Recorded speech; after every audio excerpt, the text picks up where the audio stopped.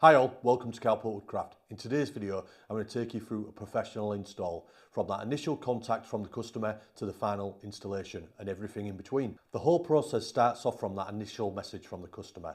Now it's really important that you're available on as many messaging platforms as possible, i.e. Facebook Messenger, direct messenger on Instagram, emails, WhatsApp, text and any others that you can think of, because each client will have their preferred method. So you want to be available and easy to reach by all. In the next couple of messages from the potential client, you've got 3 really important questions that you need answering so you don't waste your time and the client's time. The first one being the easiest: is this a project that you can help with? If yes, you can move on to the second question, and probably the most difficult. Is the customer aware how much a custom project costs to build? If you get a yes from this one, you can move on to question number 3. Does it fit within the timescale for you and the customer? If this is a yes, then you can move on to the home visit. Preparation for the home visit. What I like to do is as much research as possible on the project that I think the customer wants.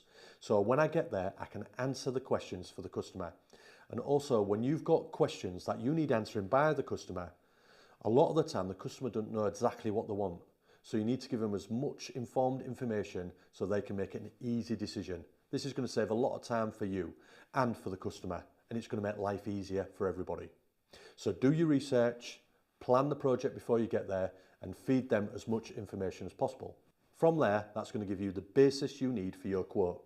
Before you leave the property, you're going to need the dimensions of the project you're going to make, and there's several ways you can do this. You can use a tape measure, you can use story sticks, you can use templates, you can use a laser measuring device. My preferred method at the minute is a laser measuring device because that gives me the most accurate results. I tend to use this when I'm doing fitted furniture that's going to be scribed in. If I'm going to be making fitted shelves in an alcove, then I'll make templates. A story stick is always really handy and they're very accurate, and a tape measure is probably the least used method, but I'll use this just to double check the laser and things like that, make sure they're not lying to me.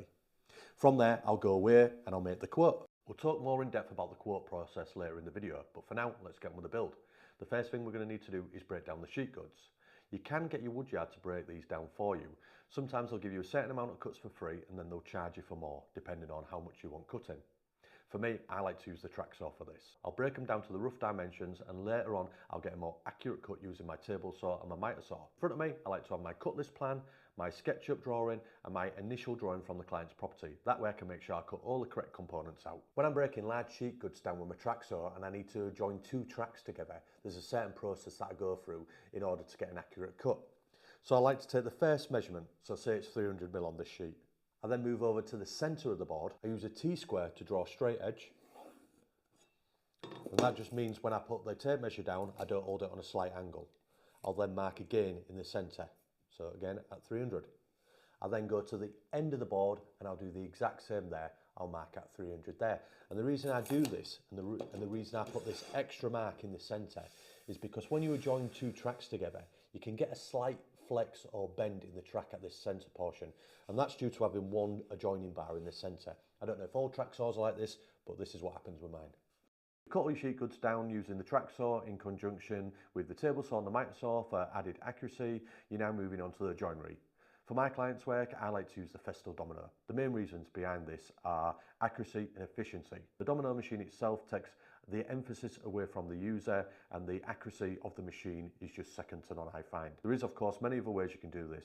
You could use dowels. Now dowels are as strong as dominoes. However, with doweling, a lot of the emphasis is put on the user being accurate. So for me, I find this a little bit more difficult to be accurate. And of course, it takes a lot longer to set up a dowel jig, and it's not as efficient as using the domino. Biscuits are definitely easier to get accurate than dowels are, however, they're nowhere near as strong. I also like to use pocket hole screws, and again, this is just because they're efficient, easy to use and accurate, and also strong. And then if it's something really small, for instance a drawer or small cabinet, I'll just simply use PVA glue and brad nails. I'll fill the brad nails and then I'll just paint over. And this is more than strong enough for a small drawer or a small cabinet. We've opted out of handles on this project, and to keep it simple we've gone for a minimalistic look and we've used a finger pull bit. Now we're using the CMT finger pull bit, no affiliation to me whatsoever, I just like using this bit. These come in varying sizes and this one is suitable for thickness of material from 15mm to 18mm. You don't need a router table to use this bit, you can actually use a palm router or plunge router, you just need to make a small jig. If anyone's interested in a more in-depth tutorial of how to use the finger pull bit, either in the router table or using a jig freehand, just let me know and I'll make a short video. We're now going to add a little bit of detail to the doors. We want the doors to have a shaker style effect. So all we're going to do is you're going to use a straight cut bit. We're going to place this about 2 or 3 mil above the router table. We're going to set the fence approximately 70 millimeters back, and we're going to run the door around all 4 sides, adding a little bit of detail and that shaker style effect. I'm afraid I'm going to have to put my hat on. I've now got a shiny dome. I've got rid of the glare in my glasses and I've got another problem.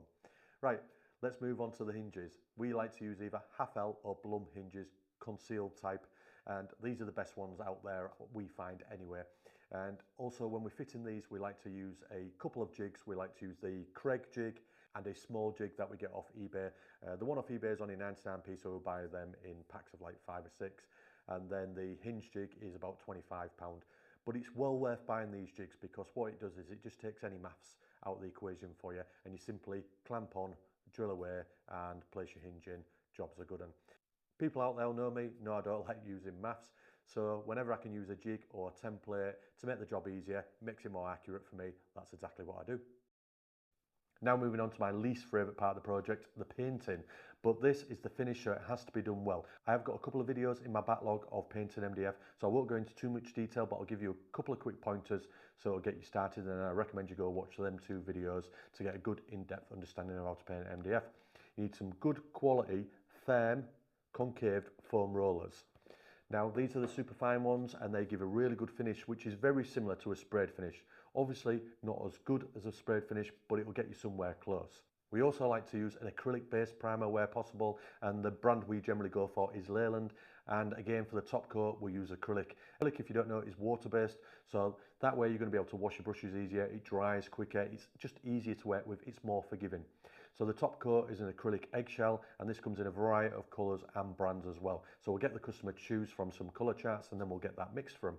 You're then going to need to denib in between each coat. Denibbing just simply means giving a really light sand at a high grit, 240 plus normally, and that's just going to get rid of any little bits of dust or anything that settles onto the paint while it's drying.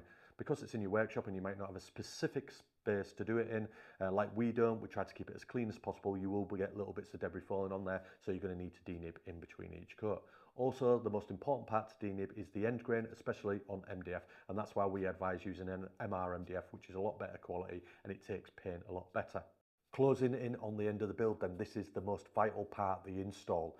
And you might have the customer in the property watching you, or they might just go out for the day if you're lucky. Prior to going to the house, you're going to want to make a list of everything you need to take, and you're going to want to be really thorough on this. Sometimes I will forget the odd item and I'll need to drive back and get it, and if it's further afield I might have to nip to a local screw fix or something like that to pick something up.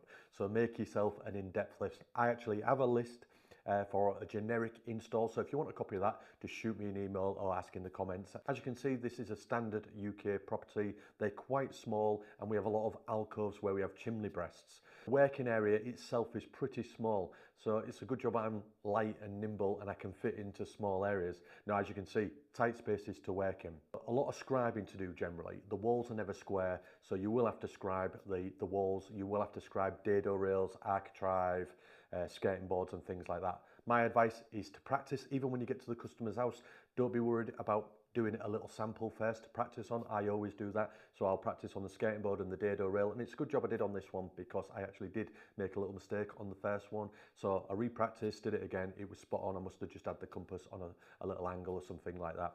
So for scribing, I just like to use a standard compass, depending on the type of fitted furniture I'm doing. For some of the wardrobe builds I do, I'll use a U-scribe jig, but generally it will just be a compass. Honestly, there's so many different types of scribes you need to do out there, and you don't realise until you start fitting furniture, it's not as simple as YouTube makes it out to be, but you'll get there with lots of practice. Hopefully you've done your scribes good enough that you don't need any cork. As you can see on this job, everything was absolutely tight, so there was no cork needed. After everything was touched up with a little bit of paint, it looked absolutely spot on. The last thing that we'll do when everything is complete is we'll denib all the surface areas that you can see, and anywhere that might have took a little knock or something like that on the way in to the property, and we'll touch everything up so it looks perfect just before we leave. And then hopefully at this stage you can get the customer in to inspect everything, and if they're happy, everything's great. As promised, let's talk a little bit about the quote. The quote for me is a simple process.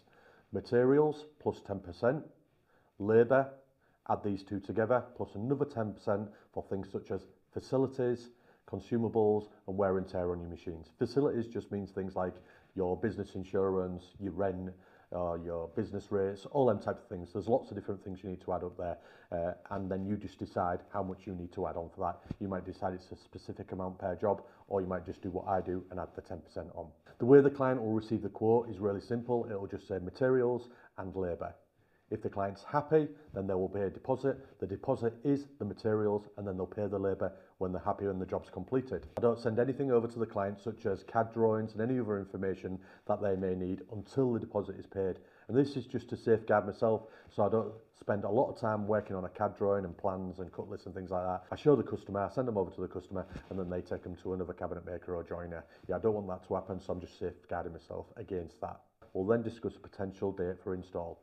I won't give a specific date because as this is a custom project, things can change. But what's really important to do is keep lines of communication open. I like to send things like photos and regular updates so the customer knows how the project is going. I'll then give them plenty of notice when I think the project is going to be complete, so we can then book an install. If you've enjoyed the video, let me know in the comments and I'll try to make more business content like this. If you'd like to support the channel, you can do that on Patreon and channel membership. And I'd like to take this time to thank all my Patreon and channel members. It's really appreciated, and just thank everybody who supports and watches the channel. The best way to support the channel is just by liking, commenting, watching the videos and sharing it. Right guys, I'll see you on the next build, and if you enjoyed this, watch this one.